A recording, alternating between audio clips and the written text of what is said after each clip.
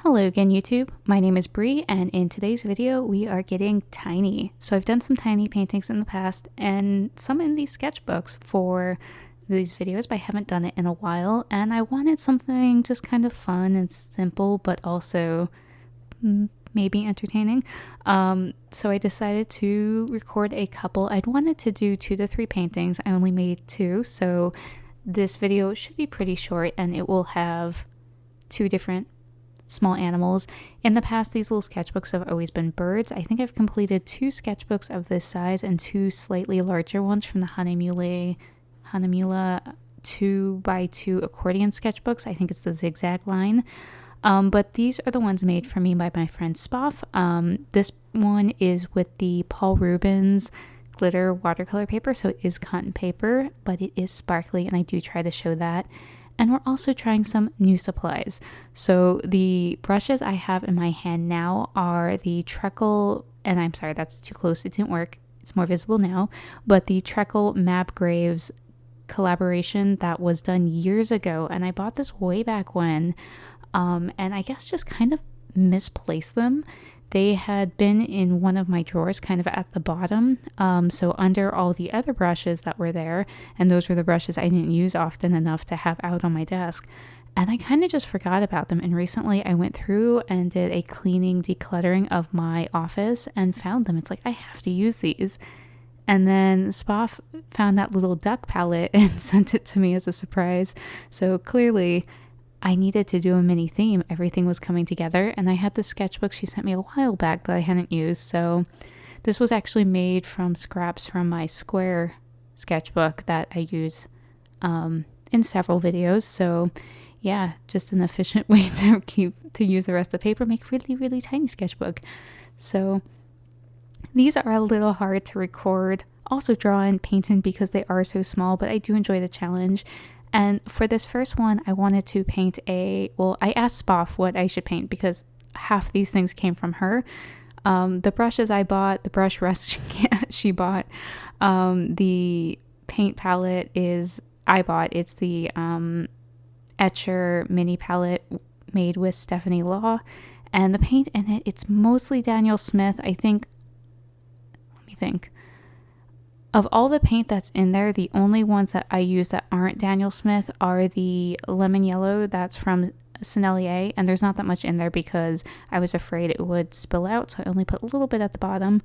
And then the one of the oranges is Core, so I use that a little bit. The one that leaked everywhere, I think I pointed out in the edit, I put it in the text, the Terra Rosa, there was a little bit in there and it had already leaked out before, and I just left the rest in there because it seemed stable. Apparently it melted again and got everywhere, so I still need to clean up this palette.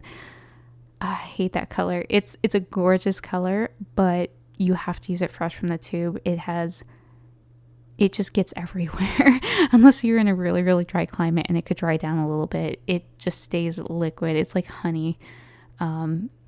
Like I know it's made with honey, but it really is like honey here. So anyway, yeah, Paul Rubens watercolor paper, Treacle brushes, Daniel Smith paint. I think I got it all. So like I said, these brushes I hadn't used before, and I didn't have the original packaging, so I don't remember precisely what they were intended for. They actually seem to work pretty well considering their size and with watercolor. The problem is with smaller brushes, they hold less water, and yeah, you definitely felt that. But I really like that little, I don't know what any of them are called. One of them has a really textured bristle, and I was really excited about using that, and it worked really well. So for the first one, I mostly used the round brush, that really textured brush, and I'm gonna call the yellow one a rigger. It comparatively, compared to the other ones, it seems long enough to call a rigger, but maybe it's just like a long round. And I really enjoyed this set. I think I basically used the same brushes in the next painting as well. Except I think I used the pink one I didn't use that gray one or the blue one. I don't remember if I said, okay, so the things I wanted to paint, I let Spofgh pick, and the first animal she picked was a quokka, and I apologize if I'm not pronouncing it correctly. It's an adorable little marsupial, and I didn't quite capture it. I went a little too dark, a little too quickly, and it is just such a charming little guy. And I think I'd seen photos before, but I spent way too long looking at photos of it. They're so cute. And I'm really out of it. So yeah, I apologize if I keep repeating myself. For this one, since I had filled out a few little sketchbooks with birds, I want to do animals, not birds. So I'm going to do all the different kinds of animals in this sketchbook. And yeah, none of them will be birds. We're going to mix it up. So the first couple, I'm going with the 3 that Spofgh picked for me, and then I'll probably just take random ones. So if there's any, I don't know if I'll keep filming this, but if there's any animals you'd like to see in this sketchbook, if nothing else, I'll eventually do a sketchbook tour and you'll see it then. So you could just let me know, random animals, non-bird animals, and we'll see what we could do. If it's a really big animal, that will be torturous. Don't do that. But we'll see what I can do. So yeah, this was really more getting a feel for the brushes themselves. I did keep going back in with the white gouache to try to lighten it up, but it's weird because for all the colors I have in this little palette, they were basically everything I had at the time, but they weren't really well thought out, and some of the colors are basically empty. So the wells that are definitely empty are like a burnt umber and there's a little sepia left in there. But I was just surprised because the palette I've been working with lately has like buff titanium and stuff that's really good for buildings and animals, and it was lacking here, and I kind of wish I had it. I really, I get easily distracted. Every time I move the page in the sketchbook, I see all the sparkles both in that cover page and on the paper. Directly overhead, you can't really see the sparkles, and I do try to zoom in so you can see the animal a little closer and also see the paper and the sparkle it has, but I don't think it really shows up great. Maybe it does. We'll get to that point in a second. But yeah, in person, it's really pretty, slightly distracting. I love it though. So yeah, a nice little simple one with a simple background to start this off. Wow, I really did keep going back in with the white. Yeah, definitely a little fidgety start, but that's okay. I enjoyed this one, and I enjoyed looking at all the quokka, and if I am mispronouncing that and making anyone cringe, I'm sorry. This one's fairly new to me. I had seen the name written and I had no idea how to pronounce it, and I looked it up, and it's been a couple days and I forgot. So there he is, all close up. Yeah, you can see the sparkle in the paper a little bit, but it's really charming to see the sparkle come through the watercolor. It's really fun. So for the second one, I have a fennec fox. Once again, if I'm mispronouncing animal names, I really should be watching more nature documentaries. That's on me.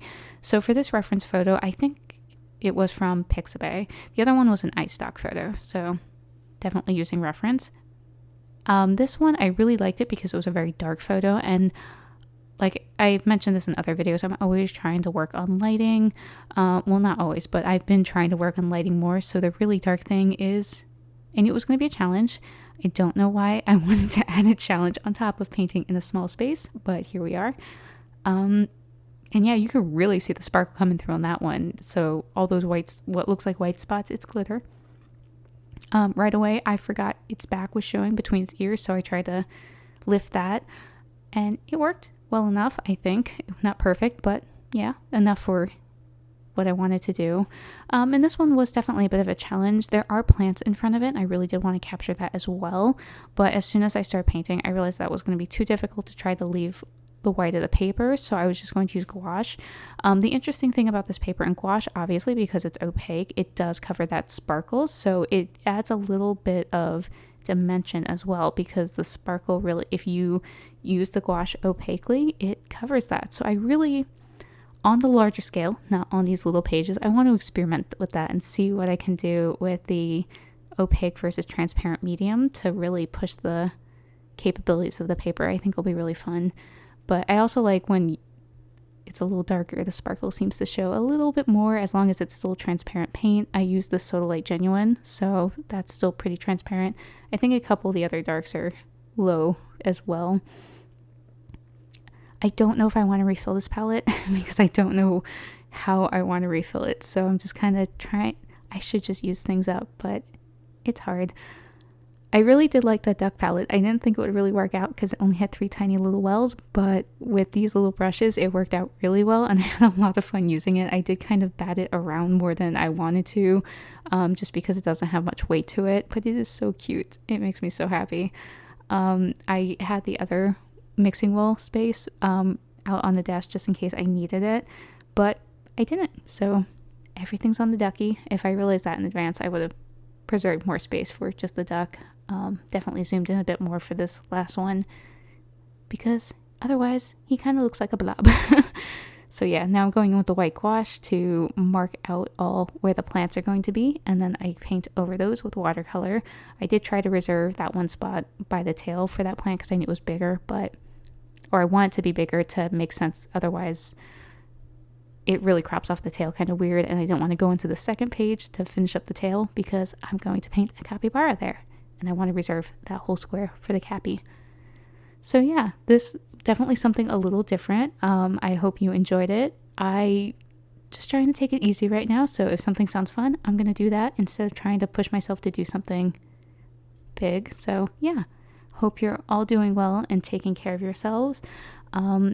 Next couple weeks are going to be a little weird because there's the 4th of July holiday coming up, and there'll be fireworks and a lot of noise, so I might not be able to focus on filming and painting just because I don't do well with loud noises, and I'll also be watching my parents' cat, so there'll be a lot of activity going on. So I'll come back sometime in July. Hope you have a good start to your summer. Take care, and I'll see you in a future video at some point. There's the sparkle. All right, bye now.